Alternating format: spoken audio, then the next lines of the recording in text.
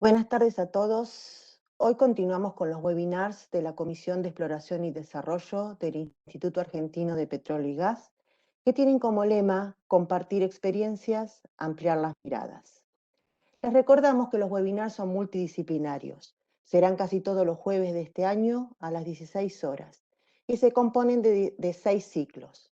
Últimos descubrimientos exploratorios en Argentina, magmatismo y sistemas petroleros, exploración offshore, microsísmica, exploración de reservorios shale de la Argentina, campos maduros. La idea de los webinars es crear un canal que permita la difusión y el intercambio de conocimientos, con un enfoque multidisciplinario y que se constituya con un medio como un medio de comunicación eficaz entre colegas de las diferentes disciplinas que integran las geociencias, y también para todos aquellos interesados de otras profesiones afines a la industria. Hoy seguimos con el ciclo Magmatismo y Sistemas Petroleros, que se compone de 10 webinares para este año 2021. El mismo es una de las tareas preparatorias del simposio del mismo nombre, que formará parte del próximo Congreso de Exploración y Desarrollo, a realizarse en noviembre de 2022 en la ciudad de Mendoza.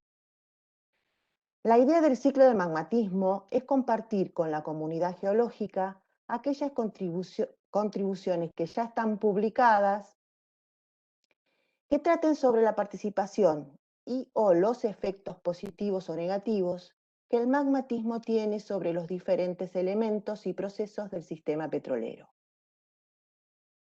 En el canal de YouTube, ustedes podrán acceder a todas las charlas del ciclo que ya se han realizado hasta el momento.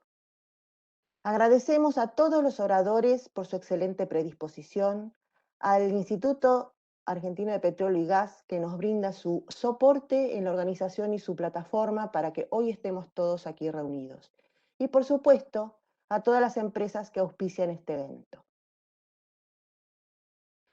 Hoy tendremos una única charla a cargo de Gustavo Bergani e Iván Petrinovic, denominada Cuenca Cretácica del Norte Argentino y sus reservorios volcánicos asociados, el caso Palmar Largo. La presentación tendrá una duración aproximada de 50 minutos. Al término de la misma dispondremos de un intervalo de tiempo para responder preguntas. Las preguntas o comentarios pueden ser formulados por escrito en el panel de chat que está a la derecha, el panel denominado P y R, y las pueden hacer en cualquier momento durante la presentación. Aclaramos que las preguntas pueden ser en inglés o en español. También les recordamos que si desean hacer un comentario de manera oral, pueden solicitar que se les abra el micrófono en el mismo chat o bien a través de una mano o manito que está en el panel de chat abajo a la derecha. Bueno, ahora vamos a presentar a los oradores. Gustavo Bergani es licenciado en Geología, egresado de la Universidad Nacional de La Plata, con más de 40 años de experiencia en el campo de análisis de cuencas, modelos estructurales, modelos estratigráficos y modelos de reservorios, incluyendo también análisis sedimentarios para la exploración y desarrollo de la explotación de hidrocarburos. Su experiencia se ha desarrollado en las cuencas de Argentina, Venezuela, Perú, Colombia, Ecuador y Bolivia, dedicando los últimos 14 años a dirigir el grupo de geociencias de la empresa Pluspetrol hasta su retiro a fines de 2020, siendo hoy un referente altamente reconocido en nuestra industria. Previamente a Pluspetrol, Gustavo trabajó en las empresas YPF, Pérez Companc, Astra y Repsol. Y actualmente se desempeña como consultor independiente y docente de grado en la asignatura Geología Argentina y de posgrado en Geociencias de Hidrocarburos, ambas en la Universidad Nacional de La Plata. Iván Petrinovic es geólogo egresado de la Universidad Nacional de Córdoba y doctor en Ciencias Geológicas de la Universidad Nacional de Salta. Trabaja en CONICET desde 1989 y actualmente se desempeña como investigador principal con lugar de trabajo en la unidad ejecutora Centro de Investigaciones en Ciencias de la Tierra, CICTERRA, en la ciudad de Córdoba. Se especializa en el desarrollo de modelos de facies en ambientes volcánicos, especialmente andinos, y en la relación entre el emplazamiento volcánico y la tectónica. Es autor de numerosísimas contribuciones científicas y también del libro de rocas volcaniclásticas de la Asociación Argentina de Sedimentología. Su función como mentor incluye la dirección de tesis, de licenciatura, maestría, doctorados, postdoctorados e incluso investigadores del CONICET. En la industria minera ha realizado asesorías técnicas a la Barrick, Cascadero e Hidrotec, mientras que en la industria de hidrocarburos asesoró y capacitó a empresas como Pioneer, Repsol, LCB, YPF y Pluspetrol en las cuencas de Olmedo, cuencas Cuyana, Austral y Neuquina. Dicho esto, damos paso a los autores a que comiencen con su presentación. Adelante, Gustavo. Bueno, gracias Marta por la presentación. Agradezco acá al equipo de este simposio que viene desarrollando estas charlas muy interesantes y al instituto por darnos este espacio, ¿no? Para hablar con ustedes y compartir experiencias. Eh, bueno, acá con Iván hemos trabajado juntos en algún momento en Pluspetrol, específicamente acá en el norte de Argentina. Y bueno, vamos a compartir algunas de las cosas que vimos en el campo o que compartimos en algún momento mientras estábamos viendo este, este caso tipo que es Palmar Largo, ¿no? Eh, Creo que dentro de Argentina Palmar Largo es un caso único porque, bueno, hasta ahora todos los ejemplos que tenemos o que hemos visto en estas charlas de este simposio son fundamentalmente relacionados a otro tipo de rocas volcánicas intrusivas, piroclásticas y mimbríticas, como vimos en Neuquina o en el sur. Y bueno, Palmar es el caso muy lindo para ver un volcán, digamos, un caso volcánico que va a explicar mucho mejor Iván que yo, con petróleo. Eh, para empezar esta charla nos pareció muy útil hacer un recuerdo de este poema que nos dio gentilmente Ricardo Gómez Omil, que tiene que ver con la cuenca. Y dice así: la cuenca del Yacoraite, en nuestro norte lejano, pasaron los tucumanos, daneses y correntinos, cordobeses y de otros pagos, fuimos todos peregrinos. Poco petróleo tenía, y de gas mejor no hablar.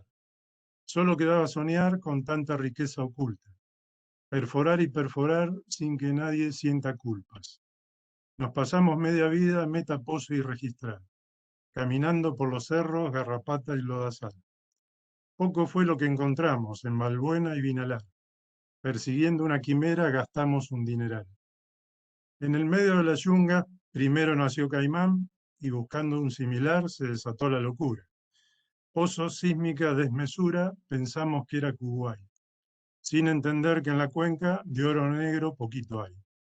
Se renovó la esperanza cuando encontramos Palmar, entre Tobas y Matacos, Guachito y en Soledad, soñando con algo grande, nos cansamos de buscar. El gas que era tan esquivo apareció finalmente, muy al norte, bien profundo, tan caliente. Valle Morado surgente, fue vendido de repente. Hoy hablamos en pasado, recordando lo vivido, ya no hay ruido por los montes, los hipefianos se han ido. Dicen que se han convertido, guardián, tineo, escondido, son palabras sin sentido. Lo intentamos casi todo por encontrar algo más. Consultamos a Toussaint, Peter Bale y algunos más. Dicen que en Noche sin luna, cuando canta el caburé, la Salamanca se enfiesta y se escucha un zapucay. Yacoraite, Yacoraite, cuenca ingrata si las hay.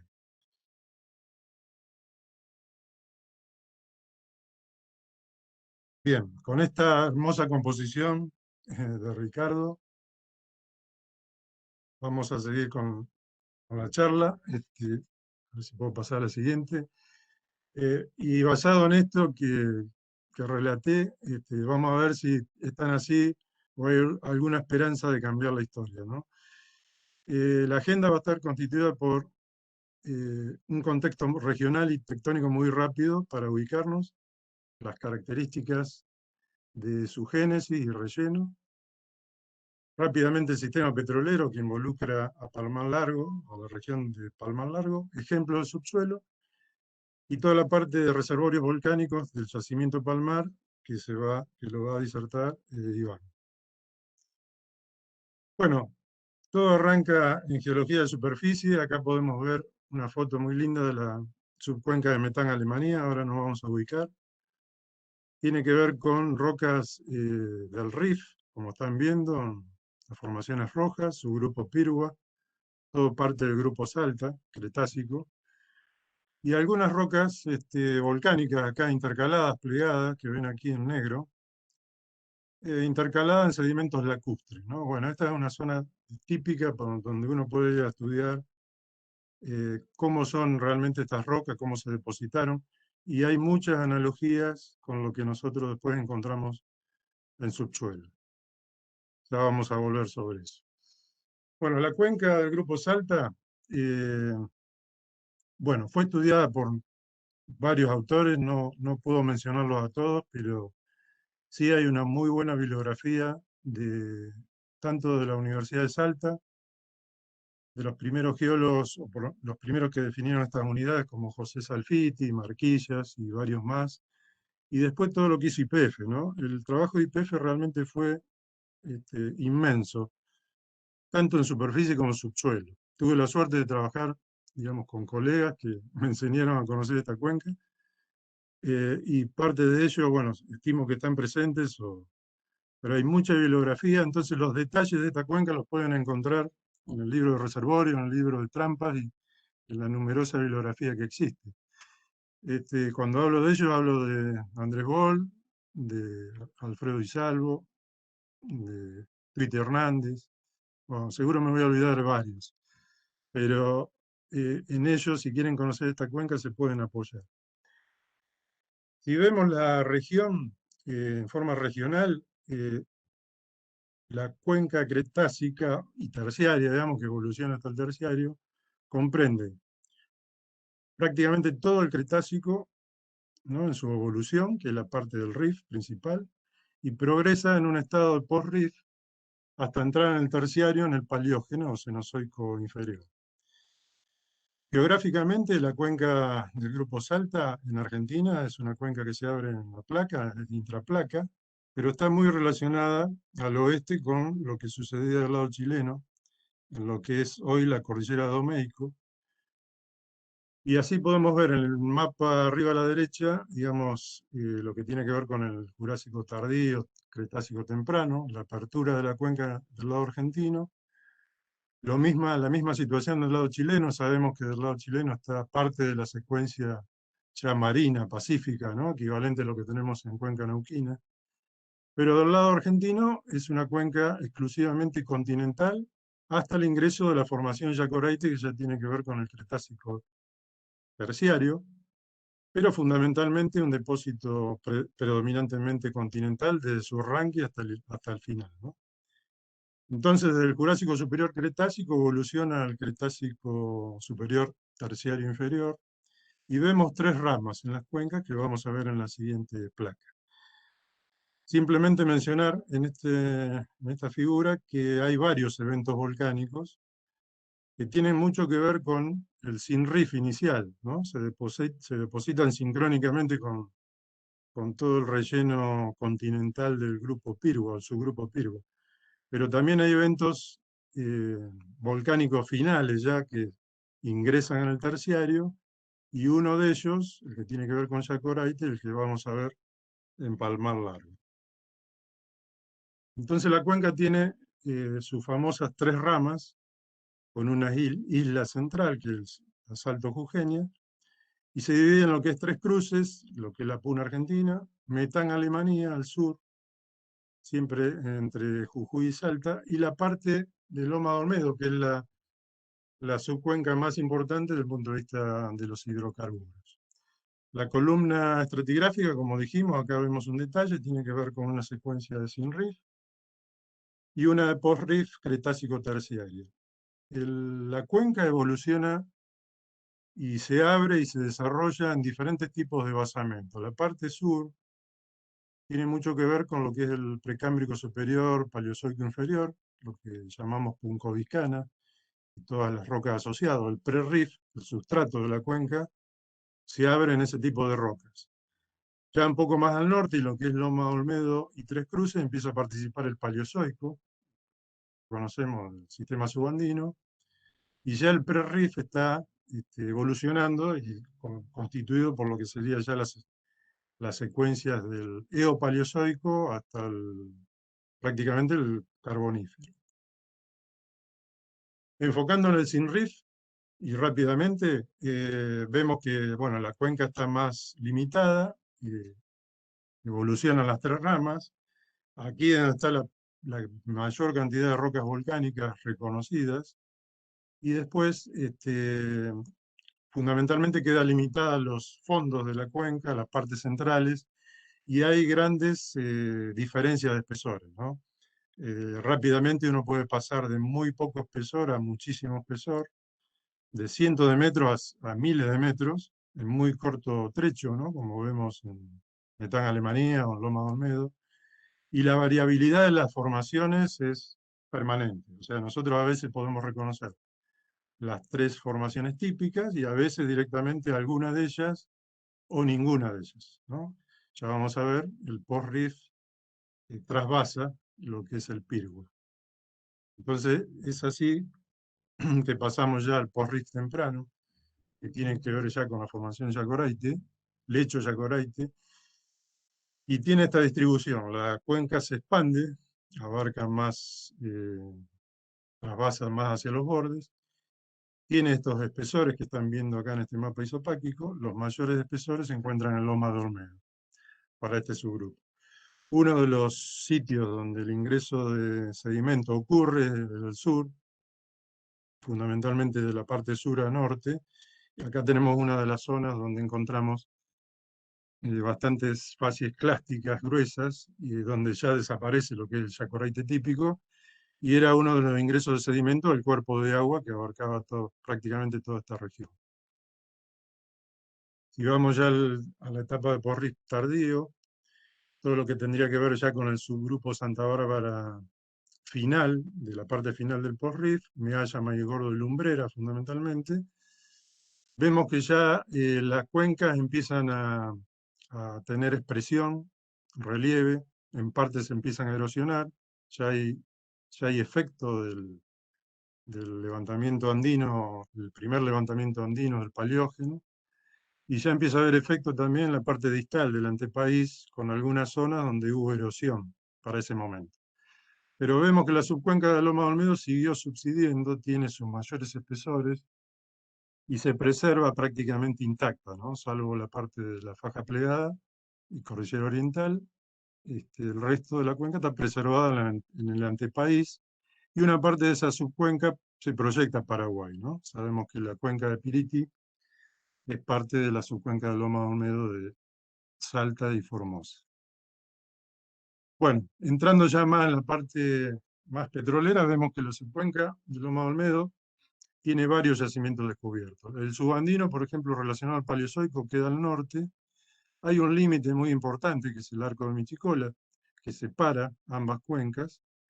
Así que cuando hacia el norte la cuenca cretácica y terciaria va terminando, va apareciendo la subandina, que pasa a Bolivia, ¿no? O Paleozoica. Así que aquí tenemos la principal cuenca productiva del Cretácico del Norte. Entre ellos tenemos la parte de Palmar Largo, que están viendo acá, al este, muy cerca del límite con Paraguay. La parte del flanco sur, que son todos los yacimientos encontrados en el borde sur, flanco sur, muy cerca del sistema de Santa Bárbara. Y la parte de faja plegada, fundamentalmente con Caimancito y Valle Morado, los dos yacimientos de faja plegada encontrados en ese ámbito. Caimancito es el yacimiento más grande de la cuenca hasta el momento, encontrado, digamos, perteneciente al sistema petrolero cretácico, ¿no? Bueno, si vemos un detalle de esta subcuenca de Loma de Olmedo hacia el oeste, vemos la parte aflorada. Acá se pueden ver gran parte de la columna estratigráfica que está en subsuelo.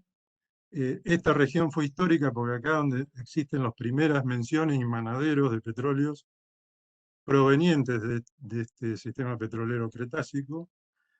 Es así, por ejemplo, acá en la Sierra de Zapla tuvimos la suerte con estar de visitar las viejas canteras del arroyo Garrapatal, que eran donde se sacaba el petróleo a fines del siglo XIX para iluminar, ¿no?, los candiles de la ciudad de Jujuy. Bueno, esas canteras están tapadas ahora por la selva, pero se ubican en esta posición. Hay otros afloramientos de petróleo al norte de Santa Bárbara, y Caimancito, para que tengan una idea, es esta estructura que se ve aquí, que tiene expresión en superficie, y bueno, descubierto en los años 70, ¿no?, el primer gran yacimiento de la Cretácica.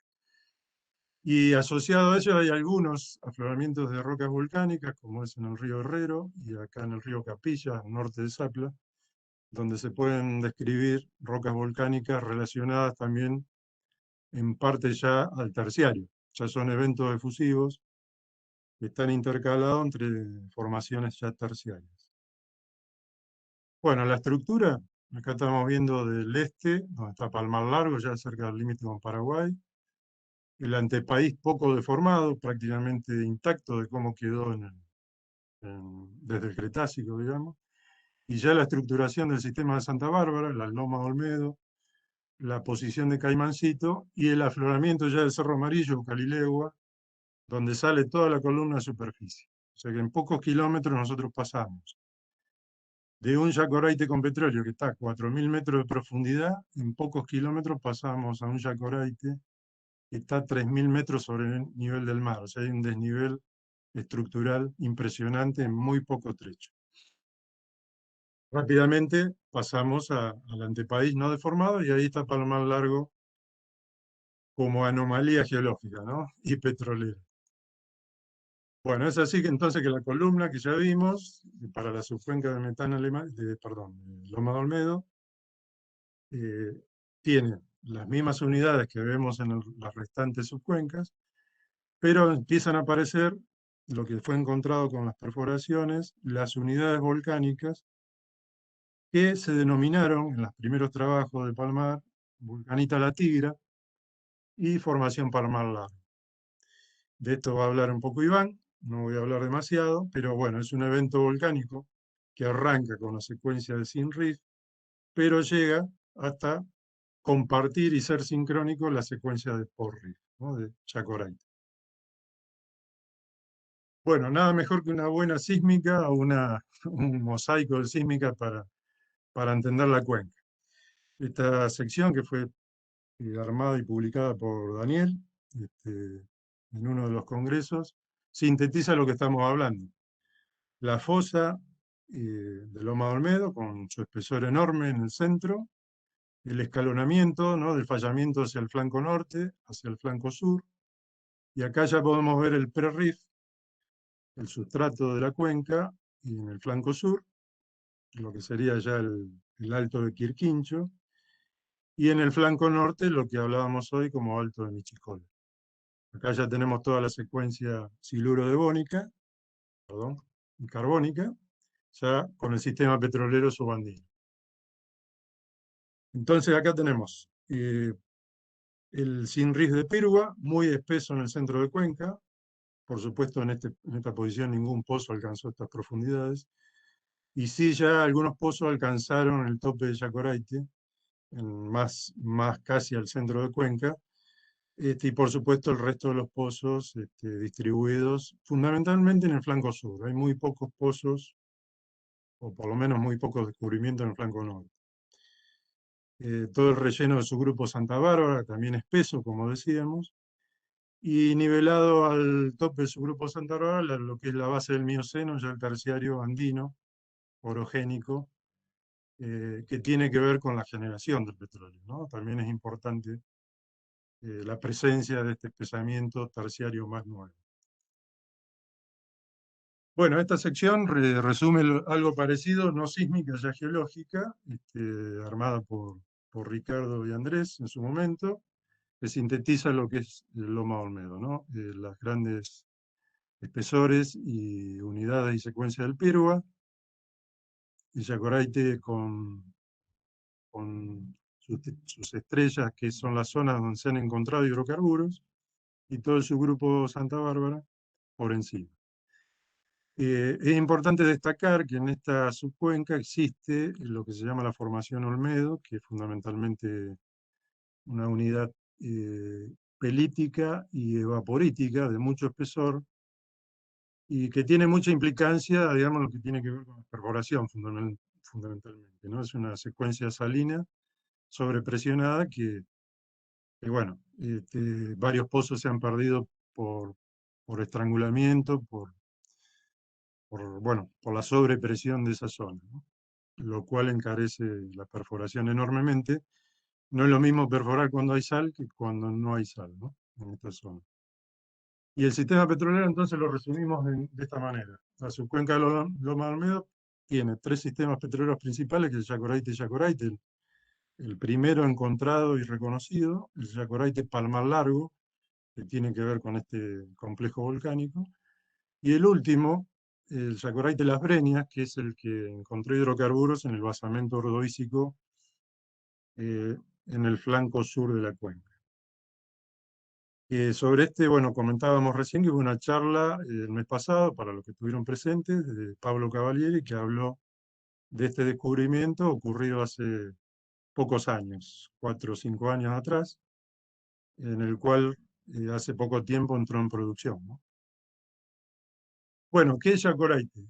Resumidamente, a partir de los trabajos que hicieron las comisiones geológicas, con un súper detalle, todo el norte argentino, digamos, decenas de perfiles de este tipo, se reconocieron las unidades carbonáticas y, bueno, el Yacoraite son secuencias elementales de somerización o de inundación-somerización que conforman set o parasecuencias de mayor espesor, que entre ellas conforman las unidades que ya encontramos en los miembros. Entonces nosotros los Yacoraite los reconocemos en un miembro que se denomina puesto guardián, carbonático fundamentalmente, y un miembro de menor espesor que se llama las avispas, también carbonático, pero con intercalaciones clásticas, y es en este miembro donde está la roca madre, ¿no? Y la importancia del miembro de las avispas, fundamentalmente, aparte de tener reservorios, es que aquí está la roca madre fundamental, por lo menos la más importante,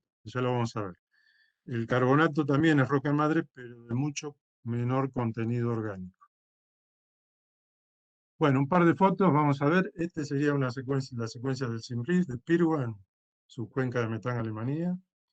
Son la secuencia del subgrupo Pirwa apoyando en la formación puncovicana. No sé si logran ver el intenso plegamiento del basamento. En realidad son metamorfitas de bajo grado, pero están intensamente plegadas.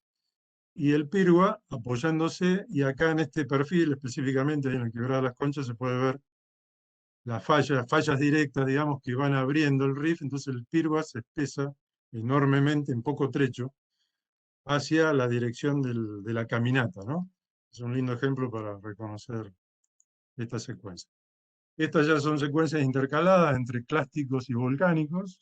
Iván le va a mostrar más ejemplos más detallados, pero también en la misma zona se pueden ver las secuencias volcánicas y clásticas. El Yacoraite y desde su base, fundamentalmente el miembro puesto guardián, carbonático, como lo ven acá en la foto, muy resistente, carbonatos Maston, Paxton, Greinton, digamos, muy poco clástico, es lo que resalta en el paisaje, y el miembro de las avispas no se ve en este perfil, está del otro lado del cerro, que es la parte superior, que es la que normalmente vamos a reconocer en el lago Cabra Corral. A lo largo del camino se pueden ver excelentes exposiciones de lo que es el miembro de las avispas. Esta foto simplemente para mostrar lo que es la secuencia limorcillosa, sería la secuencia más continental del Yacoraite, que separa el miembro puesto guardián carbonático por la base, del miembro de las avispas, nuevamente carbonático y clástico, y bueno, donde aparecen las capas rojas y algún otro tipo de facies, nos permite reconocer, como se ve acá en el perfil, y en los pozos también, las secuencias más continentales de un periodo de secación de nivel bajo de la cuenca. Y para cerrar con esta foto, ustedes pueden ver acá secuencias verdes, carbonáticas, perdón. Estas son las parasecuencias que hablábamos hoy, y esta secuencia pelítica es donde se encuentra la roca madre, ¿no? No son de mucho espesor, pero son, digamos, pelitas orgánicas con muy buen contenido orgánico, pero de bajo espesor, ¿no? Entonces acá se ven las secuencias o parasecuencias de inundación, somerización. Inundación, somerización. Bueno, vamos rápidamente a lo que es la roca madre, que ya estuvimos hablando. Entonces, Yacoraite es la roca madre de este sistema petrolero. Fundamentalmente son arcillas del miembro de las avispas, no tiene más de 10 a 15 metros de espesor. El querógeno de tipo 1 a 2, amorfo, generador de petróleo, y tiene contenidos del 1 a casi el 3%, depende del lugar y la zona. Los carbonatos mucho más espesos, ya decenas de metros, tienen también un mismo tipo de querógeno, pero ya las concentraciones ya están bordeando, digamos, el nivel mínimo para que sea roca madre, ¿no? Los reservorios. Bueno, como dijimos hoy, fundamentalmente los primeros buscados fueron los carbonatos, especialmente los carbonatos fracturados en la faja plegada, y ese es el reservorio principal de Caimancito. Pero también hay carbonatos con porosidad primaria o diagenética, en Greyton o Pacton, que tienen que ver con el mismo carbonato original, como sucede en Valbuena Este, un yacimiento pequeño al norte del flanco norte de la cuenca, y también lo que se denomina arenisca 6, digamos, en la jerga del norte, que son areniscas intercaladas en la zona de la secuencia limo-arcillosa o base de las avispas, que vimos recién en la foto. Areniscas con muy buena porosidad, varios eventos como reservorios, que aparecen principalmente en el flanco sur, cerca de la zona florada, ¿no? En otros sitios no aparece como tal. Después tenemos la formación Paramal Largo, que son las volcanitas, con vesículas y fracturas, ya lo vamos a ver, y las Breñas, el último reservorio incorporado a la cuenca, relacionado a cuarcitas fracturadas. Bueno, Yacoraite, una foto de Yacoraite, y un perfil del yacimiento de Caimancito, para que tengan una idea de dónde produce Caimancito. Y este es una imagen del pozo, simplemente es la primera y creo que va a ser la única.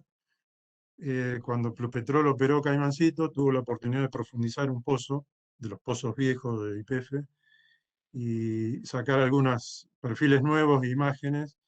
Y bueno, ahí se pudo ver un poquito por primera vez cómo se veían los carbonatos en subsuelo y compararlos con lo que vimos recién en la foto, en superficie. Bueno, el yacimiento produce de estos carbonatos rotos. Bueno, no se pudo hacer más nada en Caimancito, lamentablemente. Pluspetrol posteriormente entrega el yacimiento porque está dentro de un parque nacional y bueno, es muy difícil trabajar dentro de un parque nacional, así que hoy el yacimiento está cerrado y creo que ya se está desmantelando, si no, a cargo de la provincia de Jujuy, ¿no? Por supuesto.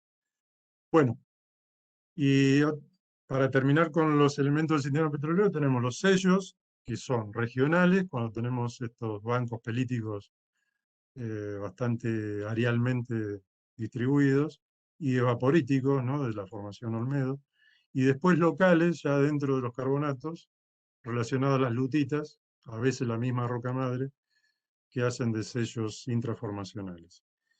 Y en cuanto a carrier, nosotros tenemos, bueno, siempre el norte se pensó bueno, que el petróleo se generaba y migraba en forma muy corta. Nosotros, bueno, el descubrimiento de las Breñas en el Ordovícico nos permitió por lo menos tener una idea de que hay migraciones más largas, al menos en esta subcuenca, y con carga de yacimientos en lugares donde ya no existe prácticamente Yacoraite, ¿no?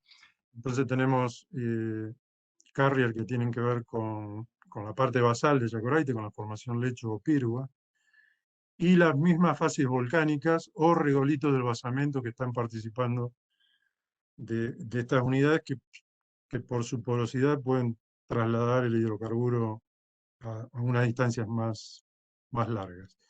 Las trampas son fundamentalmente anticlinales, estratigráficas y combinadas, como es el caso de Palmar y Vecinas, y topográficas como la que se descubrió con los blancos, en el caso de este paleorrelieve del Ordovícico.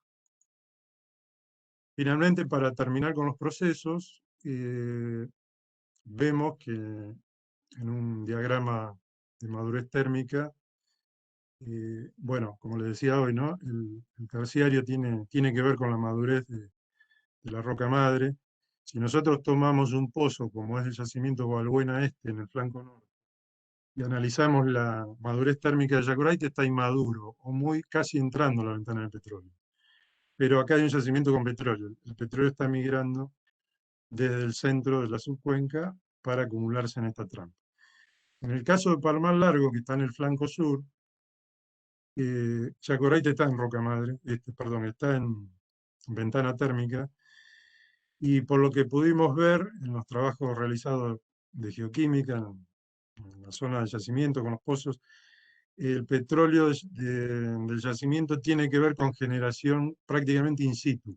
O sea, los yacoraites de las inmediaciones y del mismo yacimiento todavía tienen un carbón orgánico no transformado, pero gran parte de eso ya evolucionó a petróleo y conforma parte del hidrocarburo que tiene el yacimiento. O sea, en el caso de Palmar Largo podemos hablar que parte de ese petróleo, no sabemos si todo, fue generado in situ, a diferencia de los blancos, que ahí fue migrado casi totalmente, o totalmente. Bueno, es así que el diagrama de soterramiento nos permite definir que el Yacoraite entra en ventana de generación en el Oligoceno aproximadamente, y recién con la carga sedimentaria del Neógeno, relacionado al paquete andino, entra en ventana ya de petróleo, casi gas, en el caso de Palmar Largo, ¿no? Palmar Largo fundamentalmente un yacimiento de petróleo con algo de gas, muy poco gas, pero bueno, está en ventana de petróleo. Entonces, un resumen de los elementos y procesos. Esto incluye el Paleozoico, pero lo que está en verde sería la cuenca Cretácica. Tenemos una roca madre de esa edad, Cretácica superior, todos los reservorios y sellos, Palmar Largo, un reservorio de edad Cretácico terciaria, y la generación y un momento crítico casi a finales del Mioceno a Plioceno. Bueno, una sísmica ya más propia de Palmar Largo. Palmar Largo está situado en el flanco sur, en esta situación. No está ni muy al borde ni muy al centro de Cuenca, está en una situación intermedia. Como les decía, la sal de Olmedo llega hasta Palmar Largo, pero ya por encima, hacia el borde, ya la sal desaparece. Es una ventaja para los yacimientos de borde, ¿no? Como los blancos. Entonces, un resumen de yacimiento fue descubierto en el año 83. Hay mucha historia para contar, no lo voy a hacer ahora porque no hay tiempo, pero hay muchas anécdotas de colegas que me han contado cómo fue el descubrimiento, qué pasó cuando se perforó y se encontró la roca con petróleo. No se percibió de entrada que era una roca volcánica, ya con la corona en la mano, ¿no? Hasta que, bueno, alguien dijo esto parece volcánico. Se buscaba un carbonato, se encontró una roca volcánica. También, en el momento que se hizo, y los estudios que había en ese momento, ahora les voy a mostrar un mapa, era una zona muy alejada del centro de actividades y operativo de YPF, y por varios años estuvo muy postergado.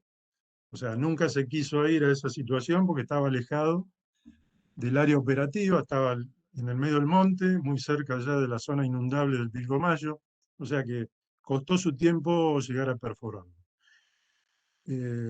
Por ejemplo, una de las razones para hacer pozo en ese momento, que me contó un colega, era que hubiese un pueblo cerca para que el personal del equipo pudiese parar, porque si no había que armar un campamento. En el caso de Palmar hubo que armar un campamento. Y eso tenía un costo asociado, y eso impedía que los pozos se perforaran, ¿no? O sea, había una cuestión económica, operativa, que determinaba que algunos pozos exploratorios se perforaran primero que otros. Entonces Palmar se fue postergando hasta que se hizo en el año 83. Bueno, Palmar fue operado por YPF, Pluspetrol, fundamentalmente, y últimamente en los últimos años Jailac, Magdalena y actualmente por la provincia de Formosa. La profundidad del yacimiento está en 4.000 metros, el área aproximadamente de 8 o 9 kilómetros. Tiene una columna mineralizada de 60 metros, con una tabla única, y 23 pozos, de los cuales la mayoría de estos pozos los perforó YPF, y Pluspetrol algunos en su época de operación. El yacimiento ya acumuló más de 6 millones. Si sumamos los satélites, ya pasó los 7 millones. Pero el yacimiento en sí, el complejo volcánico, acumuló 6,5 millones más o menos. Y tenemos el Palmar 1 que está cerca de 1 millón de metros cúbicos, pero en realidad el que pasó el millón de metros cúbicos fue el Palmar 18, que ahora se lo voy a mostrar en el mapa. La producción actual potencial es de 70 metros, produce menos, pero lo que se podría producir por gas lift y bueno, condicionando algunos pozos sería este el potencial. El corte de agua es más del 90% y la salinidad, que es un problema para el yacimiento, es muy alta, ¿no? De 170 a 180 mil partes por millón. Esta es la curva de producción del año del descubrimiento, la etapa de YPF, la etapa de Pluspetrol, y bueno, ya la declinación, esto es hasta el año 2014, Pluspetrol entrega el yacimiento ya en ese momento, y esto es desde el 2000, digamos, hasta el año pasado, donde podemos ver cómo la declinación es constante, ¿no? O sea, cada vez más agua y cada vez menos petróleo. Bueno, creo que me estoy pasando de tiempo, quiero terminar rápido si le dejo a Iván, si quieren después lo hablamos al final. Los primeros mapas a partir del cual se decide perforar el primer palmar. Después del descubrimiento se hace más 2D, se perforan ya otros pozos, el mapa empieza a tener un poquito más de agarre. Este ya es hacia el año 2000, cuando ya lo tiene Pluspetrol, y finalmente Pluspetrol en 2014 hace una 3D, que es el mapa vigente, que están viendo acá en pantalla. Este es un detalle del yacimiento. Acá ustedes están viendo el gran alto de Palmar Largo, que en realidad es un gran alto con relieve menor involucrado, que tiene que ver con el complejo volcánico, que Iván le va a explicar un poquito mejor que yo. Esto es Palmar Largo, después hay varios satélites pequeños, yacimientos que fueron encontrados, y acá, por si no lo muestro después, me parece que no lo tengo, está el PROA, que fue el último yacimiento relacionado al yacimiento Palmar, pero estaba fuera del área de concesión de Pluspetrol. Esta estructura aparece cuando se realiza la 3D, y posteriormente Gran Tierra perfora y descubre el PROA, ¿no? El PROA es uno de los últimos incorporaciones de rocas volcánicas, perteneciente al mismo complejo o escudo volcánico de Palmar Largo. Bueno, este es un detalle, simplemente para mostrarle dónde están distribuidos los pozos, y el pozo 18, el de mayor productividad, está en este alto, que es un poco más alto que el descubridor, que acumuló más que el primero, ¿no? Que el X1. Pero hay mucha variabilidad de reservorios, digamos, y pozos malos o pozos pobres. Por ejemplo, el X2 fue pobre, fue un pozo relativamente malo, no económico. O sea, en ese momento, si se hubiese perforado el X2, quizá Palmar hubiese postergado su descubrimiento, ¿no? O no, quizás no, pero el X1 fue uno de los mejores pozos. Y sobre ese existe mucho del material que después estudió Iván, y se trabajó, bueno, con él en Pluspetrol, sobre las coronas extraídas de algunos de estos pozos. De ahí se hizo la caracterización del reservorio volcánico del yacimiento. Entonces, una sección sísmica del yacimiento, para que se queden con una imagen, es esta. Un escudo volcánico con relieve interno, ¿no? Un gran alto que tiene rocas volcánicas desde el Cretácico mismo, cuando la cuenca todavía estaba evolucionando como rift, hasta eventos volcánicos terminales relacionados al mismo complejo que ya interrelacionan con Yacoray. Entonces, a medida que el Yacoraite, o el volcán, mejor dicho, se expandía y crecía, y el cuerpo de agua iba traslapando esta gran estructura hasta cubrirla totalmente, ¿no? O sea, bueno, hay un momento ya se cierra, se apaga el evento volcánico y ya se sigue cubriendo con un poco de Yacoraite y el resto del subgrupo Santa Bárbara. Es así que la estructura que vemos hoy es una estructura de compactación, ¿no? Que se va formando en la medida que se va subsidendo y compactando la roca superpuesta y se va generando el gran alto que al momento de la generación y expulsión y migración del petróleo ya la estructura estaba perfectamente conformada, ¿no? Pero bueno, esto que vemos ahora tan fácil, tan claro, no era tan claro cuando se decidió hacer el primer pozo, ¿no? Y hasta ahí llego yo. Ya ahora le doy la palabra a Iván. Disculpen si me expandí demasiado. Y si quieren hablamos un poco al final. Gracias, Ale. Bueno, tomo yo la posta. Eh, un poquito lo que le decía Gustavo en este caso, eh, la roca portadora, ¿no es cierto?, de los hidrocarburos, roca volcánica, y este fue un caso paradigmático en Argentina, ¿no? Porque un poco que se descubrió que las rocas volcánicas podían llegar a alojar hidrocarburos y bueno, ahí empezó el interés por su estudio que sigue hasta el día de hoy. ¿Y cómo seguirá? Que ya hay un simposio, ¿no es cierto?, de petróleo y rocas magmáticas. Así que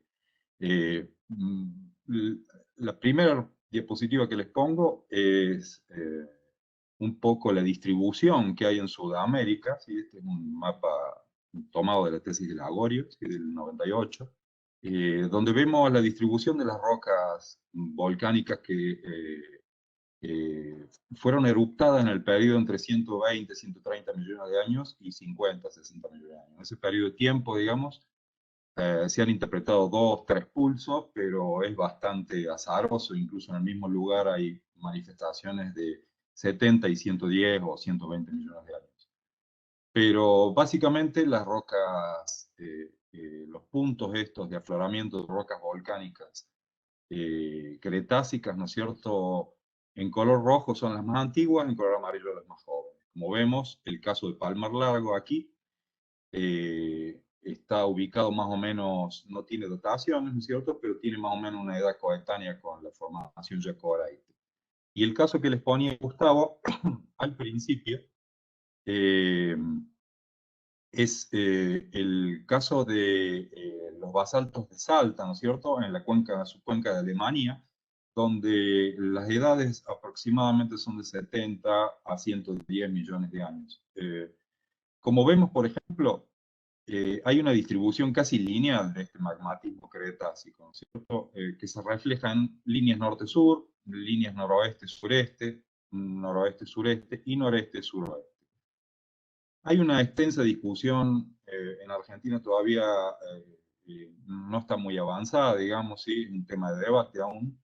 En Brasil, un poco desde el punto de vista petrológico, se ha concluido, ¿no es cierto?, que estas rocas ocurrieron por presencia de plumas astenoféricas, o sea, lugares de zona, lugares calientes, ¿no es cierto?, puntos calientes en el manto litosférico, que a medida que se va trasladando la placa sudamericana por encima va generando volcanismo y por ende achicando su diámetro, ¿no es cierto? Este es el caso desde Postcreo, por ejemplo, a los 84 millones de años hasta la isla de Trinidad en la actualidad en el Holoceno prácticamente, ¿sí? Pero siguiendo esta alineación. En el caso de Palmar Largo es interesante unirlas en tiempo, ¿no es cierto?, con Caimancito y el este paraguayo, y va a parar más o menos una línea Floriano por lo que es actualmente Lajes, con rocas aproximadamente de la misma edad, ¿sí? Y en esta norte-sur, desde Córdoba, desde los basaltos de la Sierra del Cóndor y Chaján hasta Tupiza, con una línea aproximadamente norte-sur. Esto es un poco para mostrarle, no es que sea un tema resuelto, sino que estas alineaciones, ¿no es cierto?, del magmatismo cretácico resulta interesante, sobre todo desde el punto de vista prospectivo, ¿no es cierto? Los rasgos estructurales un poco ya lo mostró Gustavo, ¿no es cierto? Pero quisiera agregar que hacia la terminación, en la zona de Palmar Largo, hacia la terminación noreste de la subcuenca de Olmedo, las estructuras tienden a tener una orientación noroeste-sureste, coincidente con estas alineaciones volcánicas continentales que les mostraba recién, ¿sí? Ese plato volcánico que mostraba Gustavo recién, ¿sí? Se resuelve más o menos así y viene a ser, ¿no es cierto?, el propio yacimiento de Palmar Largo. Lo interesante de esta estructura, de este plató, ¿no es cierto?, es la cantidad de perforaciones que tiene, ¿sí? Son más de 23 pozos metidos adentro, muchos de ellos con corona, que permitieron hacer un estudio bastante detallado en 3D de cómo cambiaban las fases volcánicas, ¿sí? Yo creo que ha sido uno de los lugares con mayor disponibilidad, ¿no es cierto?, para nosotros que hacemos volcanología de información, para poder hacer una reconstrucción tridimensional de cómo es la estructura volcánica. Y así pudimos determinar, ¿no es cierto?, o proponer un modelo de estructura volcánica. Este plató, ¿no es cierto?, van a ver hacia el final, lo interpretamos como un escudo volcánico, ¿sí?, muy similar a lo que es Aucamahuida, o en otra escala, ¿no es cierto?, a la isla de Hawái, Galápagos, etcétera, o Masaya en Nicaragua.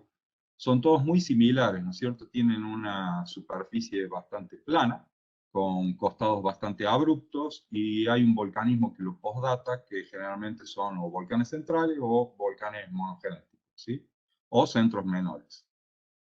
Si lo comparáramos, por ejemplo, con el Mauna Loa en Hawái, este es un modelo topográfico batimétrico del Mauna Loa, vemos que la parte que está emergida llega aproximadamente hasta aquí, donde comienza el talud. Todas las corrientes de lava que se forman, ya sea las antiguas del Mauna Loa o las actuales del Kilauea, descienden por los flancos, ¿no es cierto?, por los taludes oceánicos, e incluso llegan hacia las profundidades oceánicas. Y esto genera un montón de rocas fragmentadas, que en superficie son lavas simplemente, y en profundidad son hialoclastitas, ¿sí? Nosotros interpretamos que muchas de las rocas fragmentadas, recuerden, como decía Gustavo, que dividían las sucesiones volcánicas desde un punto de vista petrolero, básicamente, en la Tigra y Palmar Largo. Bueno, parte de lo que se considera la Tigra, ¿no es cierto?, que son lavas macizas, no portadoras en general, malas como reservorio, porque son rocas muy cerradas, en ciertas posiciones con respecto a este plató o escudo volcánico, se fragmentaban debido a la interacción con agua, ¿sí? Esta fragmentación con agua genera rocas que amplían la posibilidad prospectiva de hidrocarburos hacia la Tigra, que en momentos iniciales, ¿no es cierto?, no se consideraba por ser una roca bastante maciza. Bueno, las hialoclastitas pueden llegar a suplir, ¿no es cierto?, esta falta. Se definió entonces un escudo volcánico, ¿no es cierto?, con el modelo 3D, básicamente, con una zona central deprimida, de unos 23 kilómetros de largo por 13 de ancho, y si lo comparáramos, por ejemplo, con escudos que conocemos bien porque están en superficie, este es el escudo Okmok en las Aleutianas, o el de Umnak, también en las Aleutianas, son muy similares a la estructura de Palmar Largo, ¿sí?, donde tengo una zona de plató, con pendientes un poco más abruptas hacia los bordes, ¿no es cierto?, con numerosos centros implantados menores, pequeños volcanes centrales o pequeños conos monogenéticos o mares, y una zona central deprimida. El UCMAC es exactamente igual que Palmar Largo. Si lo comparo en tamaños, por ejemplo, con respecto al Mauna Loa, que es el escudo, en realidad el Mauna Loa es el volcán más grande del mundo. Entonces, si comparo Palmar, fíjense cómo queda reducido al lado del Mauna Loa. O sea, es un escudito realmente el de Palmar, ¿sí? Pero, por ejemplo, comparado con Masaya, aproximadamente la mitad, y es muy parecido a Marchena en las Galápagos, ¿sí? Es un escudo de un tamaño similar. Las rocas, ¿no es cierto?, cuando interaccionaron con el agua, formaron estas hialoclastitas. Acá se ven algunas fotos de coronas, ¿no es cierto?, dentro de lo que es la asociación de la Tigra. Y estas hialoclastitas generó una discusión con los geólogos del Club de Petrol, especialmente con Sebastián María, donde tratábamos de explicar cómo se formaban estas rocas. Y bueno, yo insistía en que las hialoclastitas existen, ¿no es cierto? Están ahí, se las podía ver en las coronas, ¿no es cierto? Pero necesitaba un cuerpo de agua lo suficientemente profundo como para generar presión hidrostática y generar la rotura de la roca, cosa que no proporcionaba Yacoraite. Recuerdo, Alfredo Di Salvo decía, Yacoraite viene a ser más o menos como un mar que da a las rodillas, así que presión hidrostática ahí olvídate. Entonces recurrimos a un modelo, ¿no es cierto?, de cuerpos intrusivos o diques, ¿no es cierto?, que alimentaban las lavas y que en ese momento estaban entre sedimentos húmedos o bien directamente con la incursión de agua dentro del conducto, y generaban, por una combinación de presión hidrostática y litostática, estas roturas, ¿no es cierto? ¿Sí? Entonces así las encontramos, por ejemplo, bajo 115 metros de lavas masivas, y correspondían o fueron interpretadas como erupción subacuea, ¿sí? Estas rocas son interesantes, ¿no es cierto?, porque son rocas fragmentadas y pueden ser pensadas a futuro, ¿no es cierto?, en los bordes de estos escudos, sobre todo, como futuros modelos de exploración, ¿sí? Futuros targets de exploración. Esta profundidad, ¿no es cierto?, del cuerpo de agua que rodeaba a esta isla emergente, ¿no es cierto?, porque era una isla que estaba tratando de sacar la cabeza fuera del agua y asomando de ratos. Vemos, por ejemplo, cómo este era el nivel de interacción agua-magma, ¿sí? Y este era el nivel en el cual se formaban las rocas fragmentadas. Fíjense la coincidencia entre ambas curvas, ¿no es cierto?, con respecto a cada uno de los pozos que se analizaron coronas, ¿no es cierto?, y a la profundidad. Acá se puede ver la zona central, aquí, la zona central deprimida, donde las aguas del cuerpo del puesto guardián invadieron, ¿no es cierto?, esta isla emergente, con algunos metros de espesor, ¿no es cierto?, de columna de agua, producto de una subsidencia volcánica, probablemente asociada a la formación del escudo. Así vemos, por ejemplo, una separación entre facies subaéreas y facies subacueas, con una isla sumergida o un escudo volcánico sumergido y un escudo volcánico emergente por sobre el mar de Yacoraite, fundamentalmente.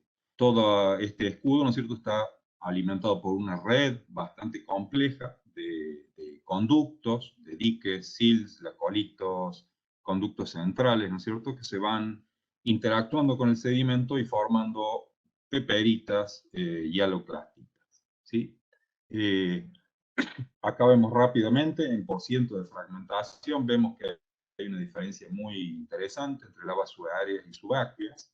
No solamente lavas subacueas, sino inclusive subacueas o por presión litostática, y el grado de fragmentación, ¿cierto?, que ocurre en la roca, que puede llegar al 50%.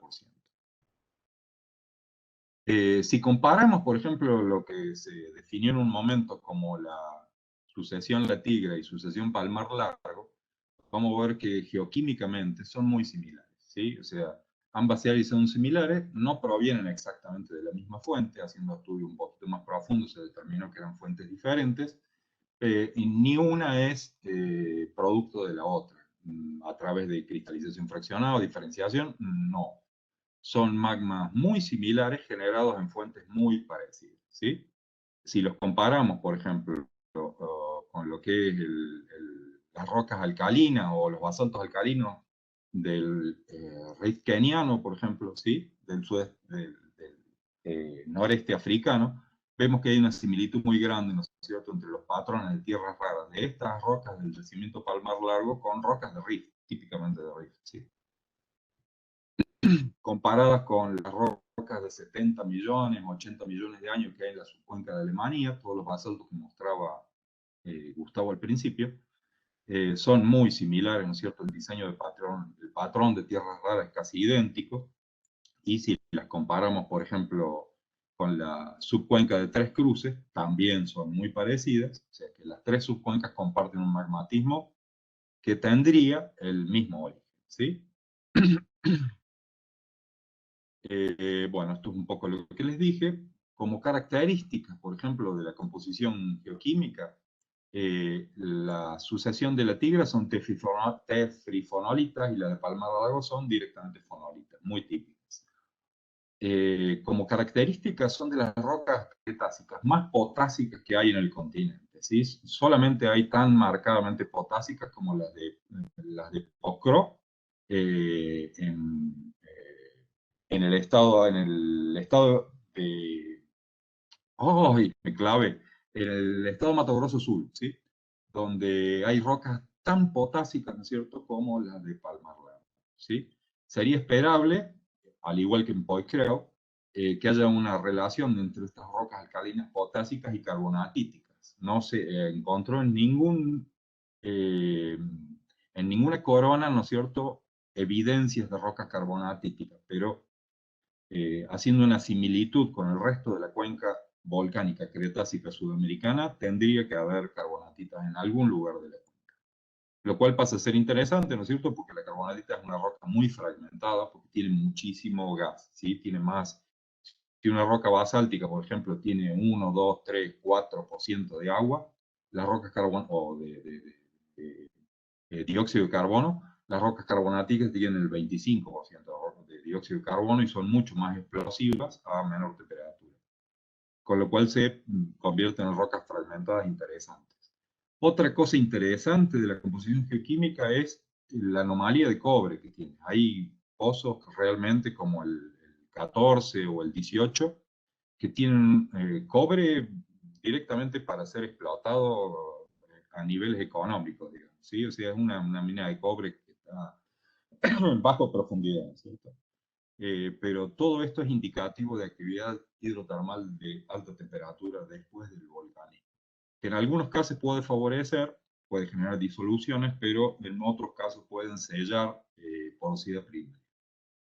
Las facies volcánicas, ¿no es cierto?, son estas, un poco ya vimos lo que era la tigra, esto es Palmar Largo, voy a tener facies en general fragmentadas. Lo primero que llamó la atención a los geólogos de YPF cuando perforaron estos pozos era que estaban perforando rocas fragmentadas con distintas características.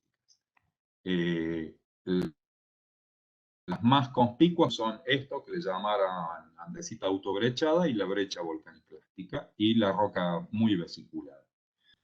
Estos tres litotipos, ¿no es cierto?, se aumentaron un poquito, digamos, trabajando un poquito más. Se aparecieron estas hialoclastitas, aparecieron estas brechas, ¿no es cierto?, que son en muchos casos brechas hidrotermales, silicificadas, y brechas piroclásticas que se le pueden dar otro origen. Una de estas, la más interesante, ¿no es cierto?, porque es la que justamente coincide con los reservorios principales, son rocas fragmentadas como peperitas, que es una roca, una tercer roca o una roca hija, producto de la mezcla de dos rocas madre y padre, sedimento y magma, sedimento húmedo y magma en estado líquido, ¿no es cierto? Produce mezcla mecánica, se forman rocas muy fragmentadas en muchos casos y muy mezcladas, donde la humedad del sedimento se transfiere al agua muchas veces y promueve la vesiculación y el aumento de la porosidad, ¿no es cierto? Entonces, estas rocas son muy interesantes desde el punto de vista reservorio, ¿sí? Para que esto ocurra, tiene que haber una mezcla de por lo menos 3 partes de sedimento por 1 de magma, ¿sí? Si es menor que eso, no voy a tener mezcla, digamos, no voy a tener presión litostática, presión litostática necesaria para estimular esta mezcla mecánica, ¿no es cierto?, entre dos materiales que son con propiedades físicas bien contrastantes. Estas peperitas pueden explicarse, ¿no es cierto?, en un modelo de facies simple, donde tengo un conducto alimentador, donde tengo diques, ¿no es cierto?, que van alcanzando la superficie y esos diques interaccionan formando peperitas que alimentan, de conductos que alimentan conos de escoria en superficie. Así, arriba del escudo de Palmar Largo se instalan conos de escoria, que son estas manchas rojas, son las facies bien escoriáceas de la formación Palmar Largo, que postdata a la historia del escudo, acá como pequeños volcancitos rojos, ¿no es cierto?, que se implantan básicamente en los bordes de esta depresión y en todo el plató del escudo, ¿sí? Pero quedan siempre circunscriptos a el escudo inicial de la tigre. Estos conos de escoria son estructuras de 1 o 2 kilómetros de base, entre 100 y 500 metros de altura, y a veces alcanza una porosidad de 40% y en todos los casos son muy permeables. Este es un ejemplo que hay en la subcuenca de Alemania, de no precisamente un cono de escoria, pero de una estructura que siempre está presente o generalmente presente cuando hay conos de escoria de campos basálticos y están asociados a agua, ¿sí? En este caso el agua le provenía la formación de las curtiembres y se instala o se forma, ¿no es cierto?, este gran cráter que se denomina Maar en volcanología, que es un cráter básicamente de explosión y que luego queda rellenado, ¿sí? Acá en el sketch, ¿no es cierto?, queda rellenado por estas líneas oblicuas, ¿no es cierto?, que es todo material piroclástico, y hacia el final un tapón de magma intruye la parte central en general, como este tapón que hay en el medio del mar de Tres Cruces. Muchas veces sobre estos mares se construye un cono de escoria, luego de que pasa de una fase hidromagmática a una magmática pura, y pasa a ser un reservorio de doble interés, porque en profundidad continúa con roca muy porosa, lo que formaba parte del mar, y hacia arriba continúa con roca muy porosa, que es la roca escoriácea del cono, ¿cierto? Estas son un poco las rocas, las facies lábicas, ¿no es cierto?, que hay dentro de la formación Las Curtiembres, en la subcuenca de Alemania, que son muy similares a las que vemos en los pozos, si no idénticas, donde hay una interacción permanente entre lava y sedimentos. Esta interacción con sedimentos húmedos provoca un venilleo, casi siempre de zeolitas, ¿no es cierto?, y carbonatos, básicamente, y que en algunos casos sella la vesiculación inicial de las facies lábicas. Se forman peperitas por la interacción de sedimento húmedo y magma, y estas peperitas siempre, fíjense, son muy globulares, ¿sí? Tienen bordes siempre redondeados.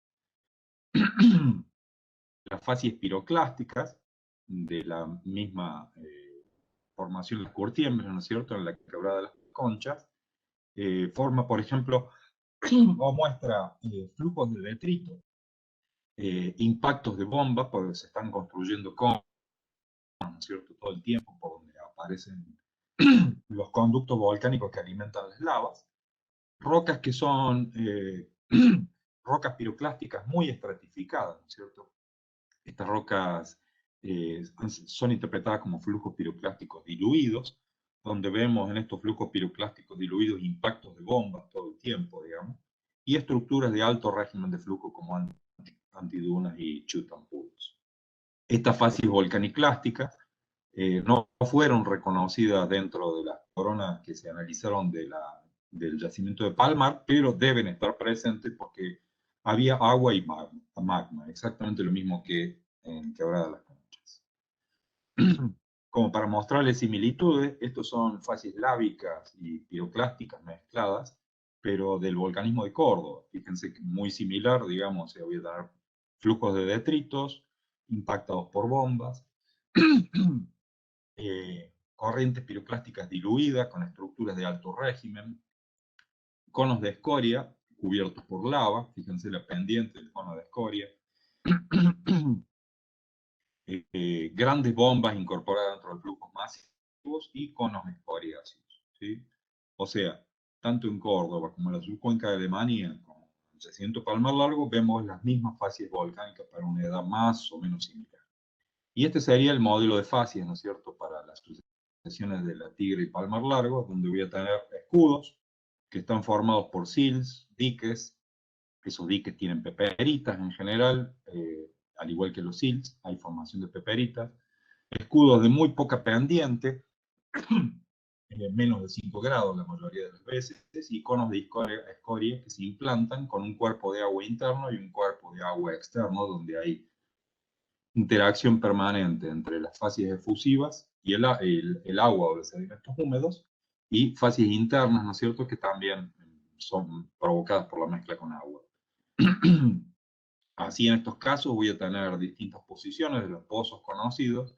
Por ejemplo, estos dos conos de escoria del pozo 9 y del pozo 6, por ejemplo, están en distinta situación topográfica, pero actual, ¿no es cierto? La situación topográfica actual, pero que no debe haber sido la misma que originalmente, y la cual es interpretada, ¿no es cierto?, como una subsidencia interna por el desalojo de grandes volúmenes de mar, ¿sí? Entonces voy a tener también mares, son esperables, ¿no es cierto?, dentro de todo el ambiente de Palmar Largo, mares con conos estrombolianos posteriores, ¿no es cierto?, y conos estrombolianos con pendientes altas de 35 grados, constituidas básicamente por material escoriáceo y con pequeños lavis de roca efusiva. Este es un resumen, ¿no es cierto?, de lo que podría, de todas las estructuras volcánicas que son esperables dentro de la cuenca de Olmedo, que son los mares, mares con escoria, conos de escoria, cuerpos subvolcánicos, escudos y todos los conductos de alimentación de estos sistemas volcánicos, ¿sí? Todos estos pasan a ser, ¿no es cierto?, lugares de interés para seguir buscando. Palmar, los pozos de Palmar Largo, el yacimiento de Palmar Largo es un caso, hay muchos más, y a mí me parece interesante seguir buscándolos, ¿sí?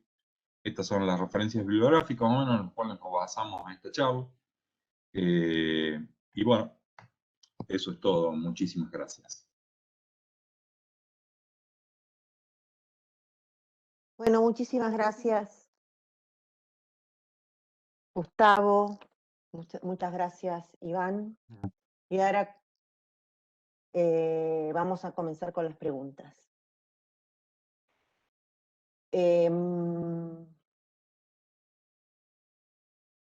Recordamos que los oradores responderán las preguntas ahora, vayan haciendo a través del panel de preguntas y respuestas. Si desean hacer un comentario de manera oral, o lo solicitan por medio del chat, o bien apretan la manito que hay. Bueno, el primer comentario es de Felipe Rodríguez Monreal, que te saluda, Gustavo, y pregunta, ¿las rocas madre paleozoicas están presentes en Loma de Olmedo? ¿Se sabe si hay input del sistema paleozoico en los yacimientos? Hola Felipe, bueno, un gusto escucharte, mucho. Trabajamos en Repsol juntos. No, en principio no hay documentación de que el Paleozoico esté participando como sistema petrolero en esta subcuenca. Es como que, bueno, los monos, por lo que se sabe hasta ahora, queda del arco de Michicola hacia el norte. Bueno, y profundamente no se sabe, bueno, siempre hemos discutido, Daniel o Alfredo siempre comentaban que ellos creen que hay algo del Paleozoico involucrado en el fondo, ¿no?, de la subcuenca, pero bueno, difícil de saberlo, no se ve sísmicamente. Podría ser, pero no, quizás no, si existe, no como para que sea un sistema petrolero paleozoico. Por ahora, hasta donde yo sé, creo que no. Bien, sigue el comentario de Felipe, interesante, Yacoraite, parece que es un play híbrido tipo Permian Basin, pero de los 70. Las rocas madre carbonáticas se pueden generar a baja madurez, los hidrocarburos en zonas inmaduras pueden ser migrados, pero tal vez sean generados casi in situ si la cinética es rápida. Bueno, siguen los comentarios, pero no hay ácido sulfúrico ni dióxido de carbono en los yacimientos, ¿verdad? No, por lo menos no en cantidades molestas. En Palmar sí se dice que también el carbonato ha aportado a la carga, pero siempre de bajos contenidos y no, que yo sepa, sulfídrico no, ni carbónico. Ok. Camilo Aristizábal dice, refuerzo la pregunta de Felipe, si positivo, ¿en cuáles porcentajes? Si es que hay. No, no hay. Está respondida, ¿no? No, Ok. antes, Jorge que yo sepa, no. Albeiro, Sí. Jorge Albeiro comenta, estaba en contacto directo sobre la vulcanita. Cuando sobre la vulcanita había solo una secuencia de arena, la vulcanita no tenía nada. También depende del grado de alteración de la vulcanita o presencia de fracturas. Y bueno, Jorge continúa, excelente presentación. Reformulo mi comentario. Cuando perforamos en Parmal Largo, solo vimos manifestaciones cuando Yacoraite estaba en contacto con la roca volcánica alterada o fracturada. Cuando sobre la volcanita había una secuencia arenosa, la volcanita no tenía interés petrolero, pero fue el caso de El Alambrado y otros prospectos. Sí, está hablando de otros pozos, Jorge. Hola, Jorge. Eh, como el alambrado, sí. Digamos, después se han perforado satélites, ¿no? A Palmar. En algunos casos se han encontrado también hidrocarburos en vulcanitas, pero similares a Palmar, pero bueno, de tamaños mucho más pequeños, ¿no? Como la Tigra o... Sí, Ok. interesante el caso de los blancos, Gustavo. No sé si quieres comentar algo, pero por ahí, después del trabajo este que hicimos, digamos, surgió como área potencial, ¿no es cierto? Una estructura muy similar a la de Palmar, los blancos. Bueno, sí, sí, los blancos fue lo que mencionamos en la charla. En su momento, cuando se abrió la licitación y la empresa como nosotros, Petrol y Petrobras, participamos de eso, todos buscábamos vulcanitas, ¿no? Los blancos, que es el yacimiento al sur, eh, que mostró Magdalena, perdón, Kaila hace un mes, Pablo Cavalieri. Bueno, la sorpresa fue que no había vulcanitas, por lo menos en los pozos, en los dos pozos que se hicieron, tres pozos en realidad, eh, y se entró directamente del subgrupo Santa Bárbara al ordovícico fracturado. Eh, Bueno, la discusión es, ¿realmente no hay vulcanitas o sí existen en los bajos, en las partes bajas de ese paleorrelieve? Bueno, para mí es una duda, yo creo que están, digamos, había algunas evidencias o por lo menos geometrías y inclusive la magnetometría que indicaba que podía haber, pero bueno, concretamente los pozos no encontraron la vulcanita y sí, por suerte, un reservorio duro, cuarcítico, pero reservorio al fin con petróleo, ¿no? Eh, Pero bueno, y creemos que Palmar, bueno, el escudo, como mencionó Iván, y los satélites no están confinados a solamente ese sector. Evidentemente debe haber otros, o debe haber otros sitios de fusión. En Paraguay creemos que hay, si bien no se han tocado, pero se ven las sísmicas, por lo menos que he visto yo, hay sospechas, ¿no?, de algún evento de este tipo, y es probable que haya algún otro que no hemos visto todavía. Yo no comenté, pero su cuenca Loma de Olmedo tiene una enormidad de sísmica 2D y muy poca 3D. O sea, la poca 3D que hay es Palmar, con 200 y pico kilómetros cuadrados, y algo en Martínez del Tineo, Vinalada. También 3D muy enfocadas a los yacimientos. Eh, no hay 3D. Entonces la 2D es antigua, muy vieja o pobre, o bueno, mallados diferentes. Entonces, qué sé yo, bueno, aprovecho que Iván me pregunta sobre esto o comenta sobre los blancos. Digamos, creo que hay, bueno, los blancos tiene 3D, por supuesto, ahora, ¿no?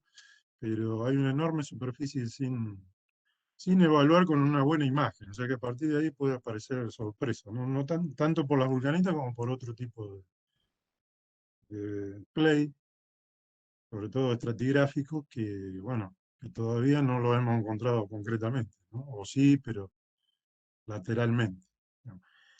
Este Pero en este comentario caso de los mío es a blancos, razón de la poesía y de la composición de Ricardo Gómez O'Mill, digamos que, bueno, queda algo por hacer.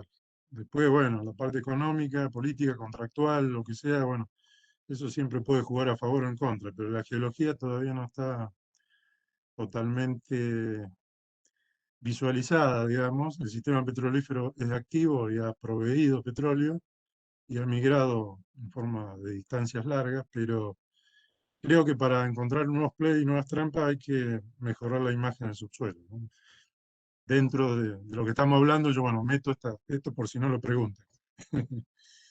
Sí, Y Iván, es perdón. interesante el caso de los blancos porque fue un entusiasmo, porque en sísmica se veía muy similar a la estructura de Palmar, una especie de plató, ¿no es Claro, cierto?, con pequeños claro. conitos, que resultó ser un hombro de basamento, ¿no? Entonces, cuando uno quiere extrapolar un modelo de facies a toda la cuenca, en general la naturaleza dispone de otra cosa, ¿no?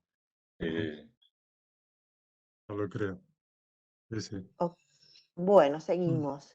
Efrén Muñoz dice, excelentes las dos presentaciones. En cuanto a hidrocarburos, en este tipo de reservorio es más probable encontrar gas.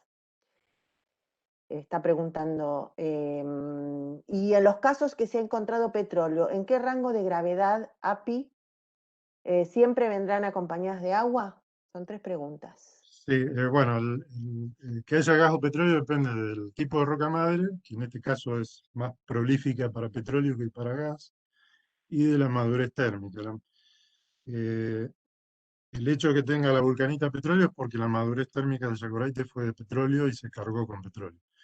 El gas existe en otro sitio de la cuenca, fuera de este ámbito, porque la roca madre alcanzó mayor soterramiento y más temperatura y evolucionó a gas, como es Valle Morado.